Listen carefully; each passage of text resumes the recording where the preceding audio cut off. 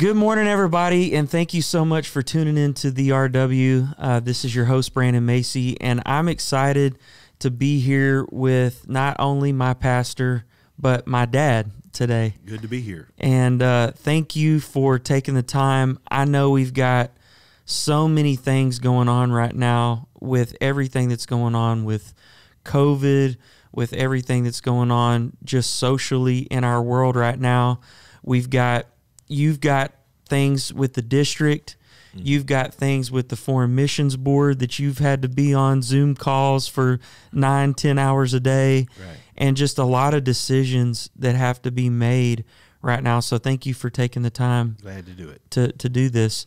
We were talking about this, and this has been a subject of conversation, just the crazy time that we live in right now. I mean, in my 40 years, I have never seen the world in the place that it's in right now.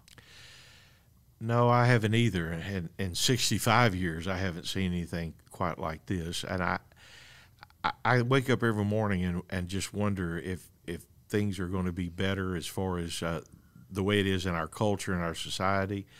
I've never seen our country more divided. Mm-hmm. That's another thing. You know, Jesus said, a house divided against itself cannot stand. And I've already, in some news things that I was reading, I've already found out that some of the countries that are against us, America, is already saying that they are not the only ones that have been hollering death to America, that there are other, now our own people are hollering death to America. But I do still believe that Jesus is the answer. And I don't mean church, but just the Lord coming in and helping us, you know. I agree. And I think something that we've been shown during this time is that, living for God, walking with God, being people of God is not about a place. Right. It's not about a building. Right. We have literally had to get to the place where we've said, we got to sit down with our own families. Right. We got to have our own personal relationship with God. We got to do all these things. And so from that standpoint, I feel like it's been beneficial. Yeah. But at the same time, it's been rough. I mean, it's rough not being able to see people that you've pastored for, 38 years, almost 38 years. It's hard for them not being able to interact with you, right, to hear from their pastor. And so I know that we've been doing a lot of things to try to stay connected with people. Mm-hmm. I mean, we've been calling people. Mm-hmm. We've obviously been doing a lot online. Right. But it seems like another thing that's happening with people is they're kind of getting this stream fatigue, which we've heard that phrase a whole lot. Right. And it's tough for people to connect that way when everything is coming through live stream and right, online. Right. And I think when you have online services, and thank God we were already set up to do it, and we have been streaming for a long, long time, so it wasn't a major transformation, even though this past Sunday we had a lot of technical difficulties which were out of our control. Yeah. Unfortunately, everybody in this whole area that has a church has been streaming. We've got a college close by and everything, so thankfully we've gotten those problems taken care of, and we're thankful for that. But I think what's happened is it's hard to discipline yourself to get at that certain time and then be a part of that service. You always feel like I can watch it at another time, and you can, but do you really go back? Right. And during that time, do you pray when the prayers are prayed? Do you sing with the worship team? The things that you're not able to do. I thought about this with Jesus. He said at one place, I've tread the winepress alone.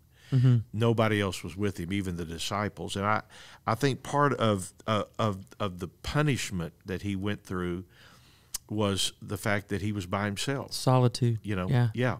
And then you remember in the garden when he came back, they'd fallen asleep. He was going through all of the agony. He came back and said, couldn't you just watch with me 1 hour? Just the companionship of people. And, I haven't been able to hug my mom and dad, my grandchildren, and all of those connected to us. We've had Father's Days, Mother's Days. Mm-hmm. We see our people when we were having in-person service. And we just had to greet them. We couldn't embrace them. We couldn't shake hands with them, and that's become a very odd way of living. It is, and it's completely against human nature, which is why I think it's hard for people to not embrace each other at church and not shake hands and all this kind of stuff. When you tell people, hey, we're encouraging you not to greet each other, not to stand, 2 feet away and talk to each other for a long time and all that, you can almost just see the air being let out of them. It's like, I can't believe you're asking me to do this. That's because we need that human interaction. That's right. And I know you've had to be careful, too, with your past fight with leukemia, making sure that your immune system is not what it was at one time, and just being careful and anywhere you're going, trying to distance yourself in that way. And going back to what you said, I think about the scripture that says, and I'm paraphrasing here, but basically, work out your own salvation. To me, with fear and trembling. To me, this is what we have to do right now. This is the time where it's our own responsibility for our salvation to be worked out with us and God, and for us to strengthen that relationship. Well, you're absolutely right. I feel like that what's happening, people have used the work out your own salvation being a thing of, you don't tell me what to do. I don't need a pastor. I don't need any ministry in my life. Nobody to oversee anything in my life. And that's really that's not what the scripture meant. Exactly. It meant the responsibility is on you. Is on you. Yeah. So you've got to take that on for yourself. And I think historically, people become codependent upon the church and even pastors and ministers. Sure. When we get together, I'll get my fix and then I'll go to the next week. I got this great touch from God. I got a chance to be in the worship. And now when I don't have that, what am I going to do? What am I going to do? Well, what you're going to do is you're going to read your Bible for yourself. You're going to quit listening only to the pastor reading the Bible. Then you're going to learn how to go to God and pray. Get 2 promises together and rub them together until a miracle happens. And then you've got to reach out beyond yourself. You can't be, we have this all the time, and you know this. You've been with us since your birth, but you always have people in churches and the church culture that always feels like, well, that church is not really friendly to me, or the people are not friendly at that church. And the scripture is very plain. If a man's going to have friends, he's got to be friendly. He's got to be friendly. Yeah. So if you're, if people that listen to this and watch this podcast, if they're in a church and they're starting to say, well, the church is not friendly, they need to examine themselves, not the church. Exactly. Because the burden, again, is on you. If you want to have friends, get out there and be friendly. And so I think sometimes we sink into this despair because we never stop to think that we have something to give out. I spent my morning calling people who have had blood transfusions, people who have been in the hospital from COVID-19, ministers that are discouraged and going through things with their churches and stuff. And it's amazing how lifting it is for you to say something to somebody else and help them with their difficulty, Well, I think that's the hard or the challenge right now is people start going, well, I'm not able to do this and I can't do this and I'm not able to reach out to those people and my job is being affected and this is being affected, when the truth of the matter is you have got to reach out past yourself and try to help somebody else. When you start getting interested in other people's issues, when you start getting people, and I'm not talking about being nosy. I'm talking about saying, hey, I was just thinking about you this morning. I know you're going through things. We have seen people, all of a sudden, we have seen a lot of people that we're connected to that have been diagnosed with COVID, who are in ICU, who are on ventilators. There are many pastors all of a sudden that have been affected by this, a lot that we know closely. And, not to strike fear in people's hearts, but this is real. This is not something that we can just go, this is a big fake thing, and this is just people trying to control us and all this kind of stuff. Do I believe that there are certain entities that are taking advantage of this situation? Probably. Probably. But we still have to be smart and be diligent and protect other people, Right, especially if you're in a place of ministry. You know, you decided that we were not going to have service for a little while, and I think the date that we're looking to possibly go back is like the 26th Right. of July Right. is the date that we're looking at. Right. Again, if things aren't drastically changing, then we're not going to go back. We're going to continue to be online. That's right. Because we're not going to put people's lives in danger. No. This is not a time to prove, hey, look how robust I am. That's right. in the Lord. I mean, if you're going to do that, then go ahead and go get the snakes. Yes. Get them out. Exactly right. Start passing those around during offering. That's right. Because to me, it's the same concept. Yeah. Is we're going to put ourselves in harm's way to prove how strong God is. That's right. That's not the way it works. No. He still gave us the intelligence to be careful and to protect especially those that are elderly, Right. and Right. maybe have pre-existing conditions and that sort of thing. Well, sure. I mean, it's so hard. It was hard for me to make the decision back at, I think our last service was March the 14th, and that next week we made the decision to go online, and we were there for weeks. And then when we got back together, we thought, oh, man, this is great. We were doing social distancing. We were doing all these things. And I think we had Mother's Days maybe and some other special services, and we enjoyed every bit of it. But then with this upsurge of cases, you know, that positive cases that we're seeing in our city, in our state, then I had to make the decision again. And really, it was on the Tuesday before all of the other stuff was made. I just felt that morning, we just can't keep going like this. We're going to have to put a stop to this. And, you know, you and I were looking at that picture, that overhead picture of this mass crowd around the George R. Brown when they were doing the protest thing. Yes. And what I found ironic about that, and after you showed it to me, I got to thinking about this. People are worried about going to a restaurant.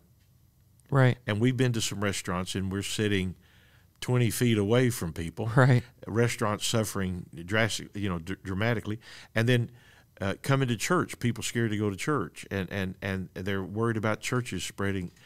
But nothing is said about these mass gatherings of people packed into small areas, right? Of what that kind of thing means. And what you were saying a while ago, I think, is so true, and I think this is a dangerous thing, and it's caused people to take a flippant attitude about this dangerous disease, is that if it fits the narrative, then people say it's okay. Right. If it doesn't fit the narrative, then y'all need to be more protective. And we've got to get away from that. We've got to speak the truth in love. Yes. And we've got to say, look, doesn't matter what's coming over on NBC, CNBC, and all of the other things, all the news stations. Right. Everybody's got their own agenda. They're doing all that stuff. But this is not a hoax. This is not something that we need to take lightly. And at the same time, we've got to protect our families. We've got to do those kinds of things. And then we've got to look at it and say, look, we're not trying to fit into a political mold here. Right. What we're trying to do is make good, prayerful decisions to do what's right. Well, and I think what you said is exactly true. I think we allow media and social media especially to kind of lead us and guide us as to where we should fall in on certain issues and in certain things. Right. Instead of just stepping away from that, being prayerful and going, how should I go forward? How can I not make an emotional decision, but how can I make a prayerful decision? That's right. You know, it's easy for your emotions to get involved in things. I mean, the Bible says that it's okay to get mad, but to sin not. That's right. So what that lets me know is the emotion of that is okay as long as I don't take it to this far place of it being a sin. Right. As long as I'm not taking that out on someone else. Yes. As long as I'm not, pushing that on someone else or using that as an agenda to get something done. Right. So when it comes to emotion, we need to have emotion. Right. But we need to step back from that and prayerfully consider the way that we need to move forward. Yeah. And, you said this about service. We didn't get to have Mother's Day. We had to have the drive-through Mother's Day. That's right. But it was Father's Day, and I wanted to correct that so people wouldn't say that we were. I knew it was one of the special days. But we were able to be together for Father's Day. Right. And it was starting to feel good. It was starting to feel like, man, we're back in here. We're going to gain momentum again, even though it was, buddy, it was climbing through the swamp. Yeah, I mean, it really was. In services, you could feel the fatigue from people of just them being drugged down by not being able to be in their routines and all this kind of thing. And it was tough. But, now here we are kind of taking a step back. And I think one of the things that we could have done better, and I think we did this from a church perspective, but when I was looking on social media at the way people were treating this, we went from phase 1 to phase we're going to do whatever we want. Yeah, absolutely. And so that's exactly what so happened. there was no in between. It was like we're going from 25% capacity to now let's all get together and have parties at our house and let's go over here and do this and let's get together with as many people that have been traveling and all that. And we probably realize now, looking back on it, that was a bad idea. It was a bad idea. Well, and I think our governor, in trying to open the state and help people get back to work and all that, I think he underestimated the people's resolve to do what they wanted to do. He didn't factor in the fact that when he said these are our guidelines, that they just said, if you've opened this back up, here we go. I noticed that Galveston is expecting 100,000 people for the 4th of July weekend. I don't doubt it. And then, if you'll remember this, when we tried to limit, the number of people because we were worried because we had been told by our people here that once we had an opportunity to go back to church, you better get out of the way. Yeah. We're going to get in there, and so when we opened the door.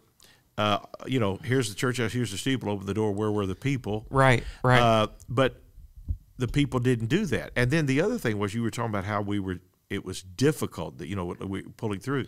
One of the things I really felt like, and we talked about it after that first service, worship was good, everything seemed to be good. Right. But I do also think that with this social situation that we've been dealing with, I think people come in with that on their shoulders. Absolutely. And people that are very active in social media, of course, they've been involved in debates. Yeah. And just downright verbal fist fighting. And over things, and everybody has a strong opinion, and everybody feels like it ought to be this way. And I have a lot of strong opinions, and we talk these out with Torrin and Brittany and all of us, things that we have opinions about. And with Torrin being black, we get a chance to really see it from another perspective, and it really helps us to know how to help other people. But I think that was kind of on people's shoulders, and that's why you've heard me say this over and over again, and our people probably get tired of hearing it. But the Bible said, study to be quiet and do your own business. Mm-hmm. But in this society, we're not doing our own business. No. We want to tell you how to live. Yeah. Now, we may not live that way. Yeah, but we want to instruct you how to live. We want to instruct you on how to live. It was so funny. You remember when we did the survey? I was thinking the same thing. The survey about church. And I said, how do you enjoy the Wednesday night services without worship? We just went right into the Bible lesson. Yeah. And one of the people said, well, one of our members said, well, I really want to have worship on Wednesday night. I can't be there, but I want y'all to have it. Yeah, but I want you to have it. I want you to have it. So all of the work wanted us to put it in, but they wouldn't even be there to enjoy it. And I think we saw people that are always on Facebook and stuff talking about you got to wear the mask. Absolutely. People are dying by the thousands and all this. And then we would see them posting pictures of them in clubs, restaurants, no mask on, just having the time of their life. Well, because we want you to do it. We want you to do it. Yeah. Stay safe. Yeah, stay safe. But we're not going to do it. Yeah. And I think somewhere, first of all, we're too involved. We get too plugged into stuff, and then we get to arguing with things. And I saw something today that said, if you flirt long enough with controversy, you'll end up being married to a conflict. So you start flirting around with just, you get one of these causes, and then you become adversarial right. to everybody around you. Then you suspect that everybody feels like the deal with the police officer and the killing of the man that we saw the videos over, and I came and spoke out about that. I didn't speak out about it every day because there were plenty of people giving their thoughts about it and speaking, making videos, and the list goes on. And that to me was one of the most despicable things that I have ever seen. Yeah. I preached against all kinds of racism in our church. We've got a multicultural church and have for 35 years. People out of every nation, every kindred, every tongue, which is what heaven's going to be. Yeah. And so I don't think people understand that sometimes when you pay attention to all the media, you pay attention to social media, you begin to be stirred up in a way that you feel like we have a problem, because at first you didn't have a problem, but now that everybody's telling you you've got one, now you've taken that on. Yeah. Well, going back to what you said with people wanting you to do something but they're not going to do it, it goes back to that saying that it's not do as I say, it's say as I do. Yeah. Yeah. And that gets flip-flopped these days many times. I mean, we see it in the political realm over and over and over and over. The other thing with the social unrest, it's so true, and I've talked about it on this podcast probably 5 or 6 times since this has all happened. I don't know a person that doesn't think it was an atrocity and that it was completely disgusting, and that it was a way overreach of power and all of that. And I think we all agree that there's got to be checks and balances in those places. Right. Obviously, in a place of authority, you're going to be looked at and scrutinized, a lot more than somebody that's just your local person. Right.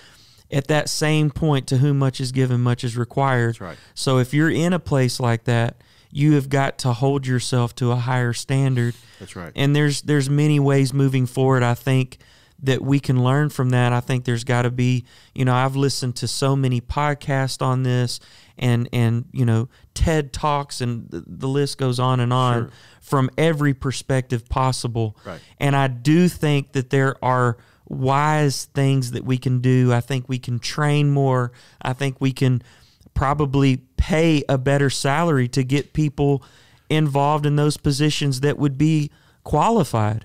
I mean, who wants to go work for $40,000, $50,000 at a job that has that kind of stress? Nobody wants that. And the people that do want it are possibly the people that are going to use that power inappropriately. Right. And so I think there's a lot of things that we can do moving forward. We've seen the post, about George Floyd, about Aunt Jemima, about all of these things. And again, what I have done, let me say this to you as an audience, you will never be happier that when you get off of social media and not use a big part of your day scrolling through social media. That's right. You are doing yourself a great disservice if a big part of your day is being spent scrolling through social media. Right. That's right. People are trolling on there. Yeah. People are trying to get conflict started. Yeah. Brittany told us a story about something that she said, and a girl came back and blasted her. Yes. And then Brittany and her ended up talking, and the girl said, well, I didn't know that that's what you meant, and you're right. Yeah. We need to be sitting down having conversations. Yeah. The way to communicate is not through social media. No. It's not through 150 characters. No. It's not through Twitter and these other ways that we take a certain thing that people say and try to make a whole, encapsulate everything of who they are through that one little statement. Right. That's not the way to get to know people. No. That's not the way communication was intended. No. You know, this is the way communication was intended. That's right. Sitting down with your families, having discussions, Right. that's the way it was intended. Right. But we would rather pawn it off on a small text when you can't tell how the person feels in that text. Yeah. You can't see the emotion on their face. You can't see their heartbeat. You can't look into their eyes Yeah. to see the way they feel. If I could encourage people, it would be stop having conversations on social media Right. and through text. Right. Get on the phone and call somebody, Yeah. or go have lunch or coffee with somebody, Right. and sit down and talk about it. Yeah. Well, I think too with that kind of approach, which I think that's the only way to do it. Jesus said, "Go to your brother." So, if there's aught, then you go to your brother, and then you discuss it, and you talk through it. You pray for one another, and you move forward. I think we're living in a day where people are just putting everybody in the same category instead of looking at people individually. Right. Individually. Right. You know, if you have somebody that feels like all policemen are bad because, you know, the segment, I noticed they're going to defund the police department in New York City almost $1 billion. I won't be going to New York and probably anymore in my lifetime. It's already a dangerous place. You take policemen off the street, and you do all of that. And what that did is lumped all of the police officers. Now, this was in Minneapolis that happened with Right, George Floyd. George Floyd. Yeah. But same kind of things in New York or Houston or whatever it is. So you take somebody and they've got thousands of police officers, and you have one that does something bad, and so you punish everybody. Sure. And it's the same way in with race. And you know, I think if we looked at it the way Jesus looked at it, there's only one race, and that's the human race. Right. And I think sometimes they look at it and say, well, all black people are this way, or all white people are this way, or all Hispanic, or whoever it is. Yeah. They're this way. And what people don't realize is, for me, I'm not going to apologize for something that I haven't done. Right. I'm not going to apologize for a generation before me or a generation after me. But if I've done something wrong, I'll ask forgiveness, and I want to repent. Right. But I can't atone for the past. Right. I can't atone for the future. Right. But I can do what I'm doing now. And that's where two things that you know, there's a lot of things that when we go to heaven that will not make the journey from earth to heaven. For instance, people that have had great wounds, burned in cars, whatever. When they go to heaven, they're going to have a new body. Mm-hmm. One of the things that's going to be in heaven that was on earth, one of the very few things, was the wounds in Jesus' side and his hands. It's identification purposes. Right. There's a purpose behind it that makes the transition. Right. And the last thing, there's only two things that makes the transition, and that is diversity. Because in heaven, every kindred, every nation, and every tongue. Yeah. So that coming together, it didn't get separated. We're not all one thing there. Right. There's still every kindred. There's still Right. every nation. There's still every tongue. And that's why his prayer was, let it be on earth As it is in like heaven. it is in heaven. Yeah. So I think that we've never stopped now. And we know, you know what, Brandon, we know this. It won't be a few weeks until all these things will be forgotten. Yeah. And we don't need to just get upset now. We need to know, let's do things that makes a difference. Where Yes. 6 months from now, Yes. something is radically changed. And you know, you'll remember this. We lived with Joe Stevens. You had Joe Yeah. here, our judge. We lived in a neighborhood with 13 houses, a gated community, and that's where Joe lives now. And I'm going to say we were definitely the minority, if I remember correctly. I think there was only one other family Yes. that was white. Yeah, Hispanics. Yeah. There were, I think there were some There were some people from like Saudi Arabia, Saudi right? Arabia that lived there. We were definitely in the minority. But man, we got along great. Had a great neighborhood. Never Yeah. thought about it. Never thought about it. Never thought about it one time.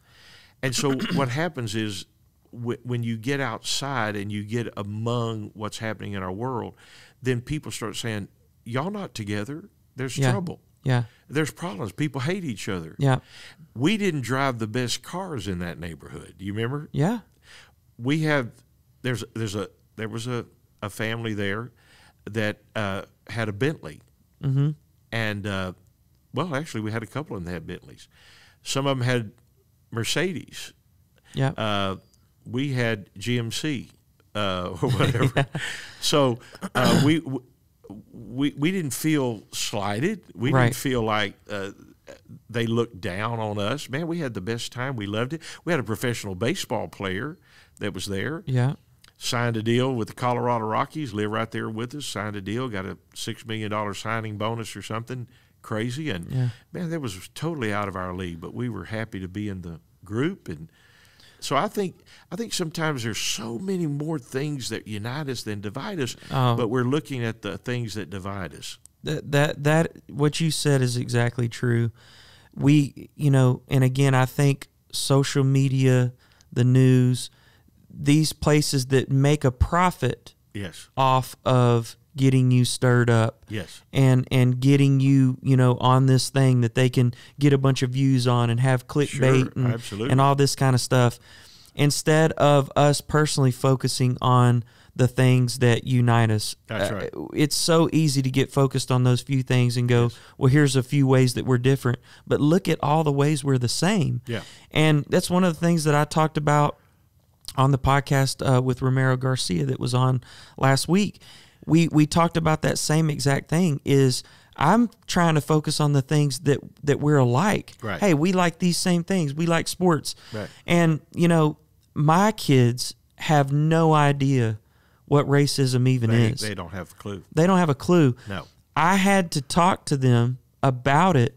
Yeah. And, Torrance told us this before when he said things to Canaan and them, they didn't even realize that they were black. Yeah. They were like, huh? What? Us? Yeah, we? Yeah. And when I talked to my boys, I sat down with them and I kind of explained to them what was going on because I figured they would see news somewhere or see something, and I wanted them to understand, and I wanted them to know where I stood on the issue. Right. Which is obviously against racism. Right. Racism is a sin. Right. Sure. You cannot be a racist and make it to heaven. You're not going. You cannot be a Christian and be racist. No. Let's be very clear about all of that. Right. And I don't care what color you are and you being racist. Right. If you are Hispanic and you feel a certain way Yeah. about a certain group, Yeah. you can't make it to heaven. Right. If you're black and you feel a certain way about a group, you can't make it to heaven. That's right. I don't care where you fall in that demographic. You cannot be racist and make it to heaven and be a Christian. So let's be clear about that. That's right. But and I talked to the boys very clearly about those things, and I said, look, what we have to make sure is that we treat people the same. And the funny thing to me is, and I laughed about this several times and told people about this, is, when I was explaining slavery to Barrett, and of course he had, he's the oldest, so he understands a little bit more. And he had learned about things in school and all this, so he knew a little bit about historical things. Yeah. But he doesn't know anything about it now whatsoever. Right. And he said to me, he said, well, Dad, there's a lot more wealthy black people than there are white people. And I laughed because he immediately said, LeBron James, Michael Jordan, because he's thinking from a sports standpoint. Yeah. And of course, I laughed and said, well, son, there are other things in other places where that's seen. Yeah. But, what we have to understand, I think, is we're being told how racist we are. Yeah. And then when I'm looking at my family, I'm looking at my circle of friends. Yeah. I'm looking at the people that I'm surrounded with. I'm going, who's racist? Yeah. I'm going to the gym and working out with people from every walk of life. Right. We're talking to each other. Hey, man, how you doing? I just talked to a guy the other day who had an injury. Hey, man, how you doing? He's a black guy. I talk to him all the time when I go to the gym. Right. How's your family doing?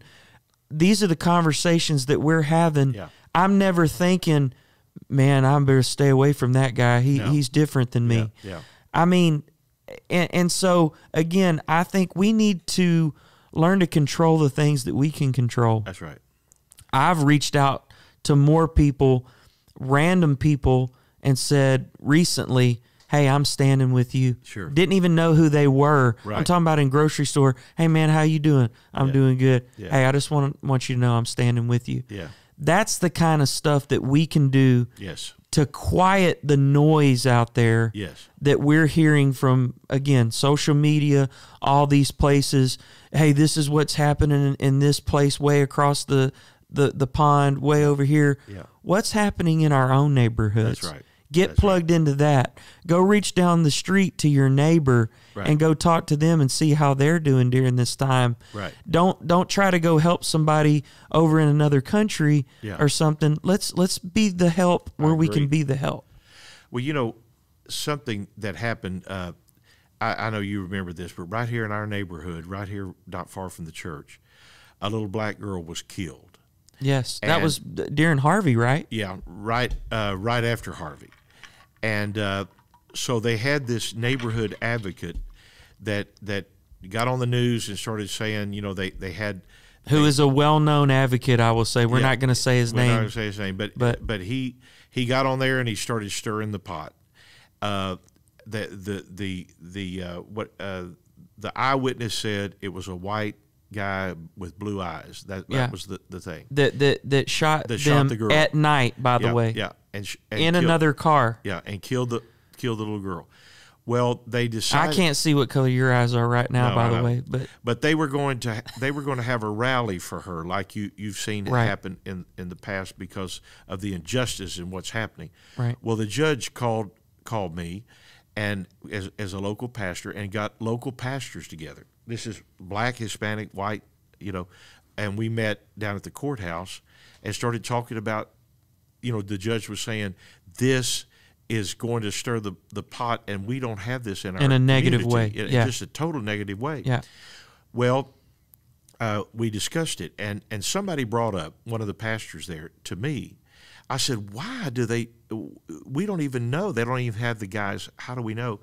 And he said, well, you got to understand something. People were giving money, thousands of dollars, pay for a funeral, they were raising lots of money.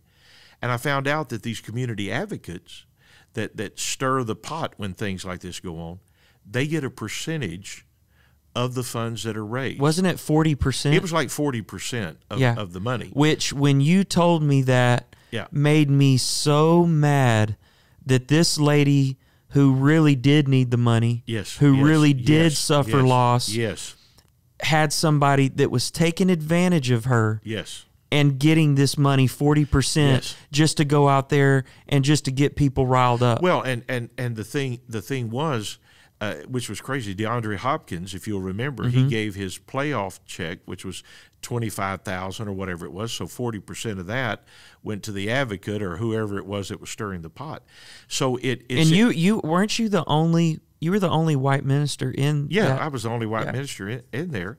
Well, I like to fell out on the floor. I said, no, this can't happen because. Well, and they were mad about it. Oh, they were very upset. Yeah. They said, oh, yeah, this is. And a lady told me her child had been killed and that she was supposed to sign. I mean, the baby had just been killed or whatever the situation was, and they brought her a contract to sign the contract to get the money. So here's what happened. You're going to get me riled up again. Well, it was very disturbing because these well-meaning people were going to help this family in need. And what they do is literally when something like that happens, pick up the phone, immediately call them. They call them, and we're going to raise some money, and we need to get a contract. So here was the to me, this was the kicker about all of that. Is when all of that was going on, the longer they can stir it, the more funds, the more money they can make. That they can make. So you know what ended up happening? Now, this guy went on TV. He talked about it was definite. This is what's happening. White people are killing black people. It wasn't just a few weeks later or days later that they discovered it was a gang-related thing, and it was some black guys that had shot this little black girl accidentally. Yeah. Because it was a fight the night before.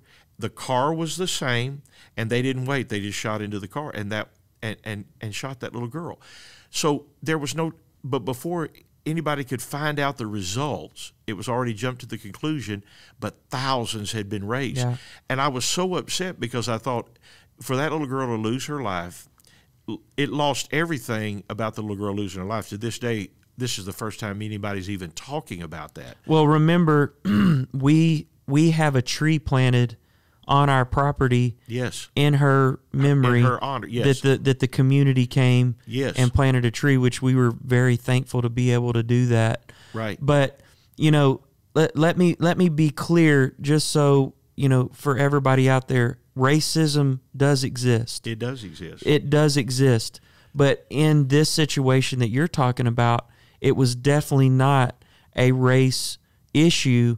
And now, because of what was stirred up, again, that girl was forgotten other than what the community and what people have tried to do in order to keep in her that. honor.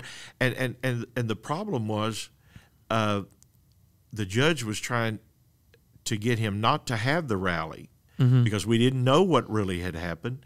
And it was just going to create this environment that this area of town, that there's racism going on and people are killing one another. And that was not what has happened. It wasn't even it never happened in the past. But he was going to stir the pot. They made their money. They move on to the next thing. And then they ride on the shoulders of people that desperately need things. And I will say this, when it comes to George Floyd, George Floyd, somebody has made a ton of money off of the loss of that poor man, and his family, who should have benefited, and I'm sure they will benefit through suits or whatever, and they should. But there will be people on the sidelines that love the crisis because they can get so much for it, and then it gives them a platform for so many other things besides that. And to me, when we are one-on-one with family and friends and people that you come in contact with, that I come in contact with, that have no problems with racism in their little circle, they look around and say, is there a problem? Yeah.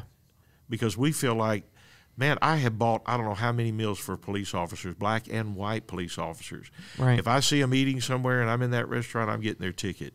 Yeah. And they don't know that I pay for it, but I tell the waitress, hey, when they ask you who it is, just tell them it's somebody that appreciates their work. Yeah. Because there's a lot of good police officers out there doing an amazing job, and they need to be honored. And those that are evil and wicked and bad and racist should be punished to the full extent. To the full extent of the law, and they need to be rooted out of the position and never hold a badge. I agree. And I said this, and you know, we could talk about this over and over because we both are very passionate, first of all, about people and about, you know, when you told me this whole story and that this had happened, I was so mad that lady was taken advantage of. Absolutely. And that other people have been taken advantage of by people that would like to profit off of crisis. Oh, yeah. Which is just appalling to me. It is appalling. And asinine. Yes. But one of the things that, Lord, that I was going to say about that was, you know, we have got to make sure that we are affecting the people that we can affect. I said this many times on the podcast. I don't know what it's like to be black, and I don't know what it's like to be a police officer. No. We've got to try to put ourselves in these people's shoes and go, I don't know what it's like to maybe get pulled over and be profiled. Right. I also don't know what it's like to deal with criminals all day long and be afraid all day long that you're going to be killed and that you're not going to make it home to your family. Right. So there's I don't know how to be either one. No. But I'm going to try my best to put myself in that place and make sure that I'm doing the things that I can do to make it better. Well, only the Lord has all the answers to it, but I do believe that turning down the rhetoric, and I do feel like I do keep up with some of the news, mainly just things like what's the weather going to be and just a few things like that, because every day there's bad news, and the Scripture tells us whatsoever things are true and honest and of a good report, if there's any virtue, think on these things. It tells us what to think on. And so if I think on those things, my mind is clearer. I hear from the Lord better. Yeah. I just, my life is totally different. I see everybody in a different light. You know, you said you don't know what it's like to be a black man that's profiled, and we've talked to Torrin in depth about this and how terrible that is. I was the only white guy on an all-black basketball team. Mm-hmm. You know, that was another degree of having to face things. And let me say, white men can jump. White men can jump. He could dunk back in the day. Back in those days, he was 5'9" and could dunk. I had a 36-inch vertical leap, but those were the days back then. And I took a lot of hits from things that they called me and said to me. Sure. And really, I think more in jest than anything else, because when I saw those guys later, we were like best buds. You know, I never took it as being a big deal. But you know, the other thing that I don't think people understand is me being white. No one really understands what it feels like to be categorized as a white person, that you're like some evil person is. Yeah. You know, and you don't even have any of that in your bones. Right. But I think what we have to do, the Bible says, consider one another. Mm-hmm. And the Scripture also says, be ye kind one to another. If we would just follow some of these basic things, we would be fine. Absolutely. But they just constantly stoking the fire to get us to be angry and mad and hateful and blow up at stuff. And that's why somebody gets a gun and goes somewhere and shoots a bunch of people. They just get fed up with the whole idea, you know, fire into an abortion clinic or go in where something's being done and kill people at a church, you know. Mm-hmm. We've seen all those things in the last little while, and I think, again, we've got to, you know, we have our own circles of influence, and we need to make sure that we're doing everything that we could do in those circles. Let me thank you once again for coming. I know that you got a lot of stuff on your plate, but I know that we all appreciate your insight, that the church appreciates you considering them during this time, and you know, erring on the side of caution, I think, is the best thing that we can do right now. Let me tell all of you, thank you so much for tuning in week after week. Make sure that you follow us on Instagram at the RW Podcast _. You can follow us on Facebook. And then you can also check us out on Roku, on the Roku TV app, and on the Apple TV app. And there's also a lot of other things connected with Royalwood Church available for you on there. So make sure that you go follow us, like, share this with somebody, give us a comment, say something. Let us know if you're enjoying this and you're enjoying this content. And we'll see you every Tuesday at 10 o'clock. Thanks.